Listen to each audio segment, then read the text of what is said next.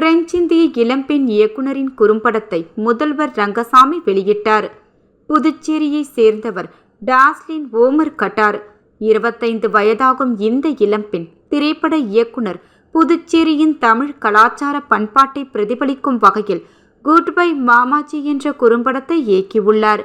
7 நிமிடங்கள் ஓடக்கூடிய இந்த அனிமேஷன் திரைப்படம் ஹாலியன் பிரான்சிஸ் அரங்கில் இன்று மாலை திரையிடப்பட்டது. இதனை முதல்வர் ரங்கசாமி வெளியிட சபாநாயகர் செல்வம் பெற்றுக்கொண்டார்.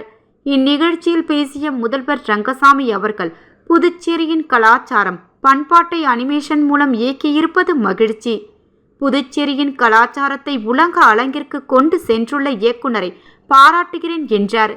வெளியீட்டு விழாவில் சபாநாயகர் செல்வம், சுற்றுலாத்துறை அமைச்சர் லட்சுமி நாராயணன், ஹாலியன்ஸ் பிரான்சிஸ் தலைவர் டாக்டர் நலம் சதீஷ், விஷன் ஹோலிஸ்டிக் மேலாண் இயக்குனர் சுரேஷ் உட்பட பலரும் பங்கேற்றனர். தமிழ் பண்பாட்டை பிரதிபலிக்கும் இந்த குறும்படத்திற்கு 20 விருதுகளுக்கு பரிந்துரை செய்யப்பட்டது. ஸ்பெயின், மலேசியா நாடுகளின் விருதுகளை பெற்றுள்ளது என்பது குறிப்பிடத்தக்கது.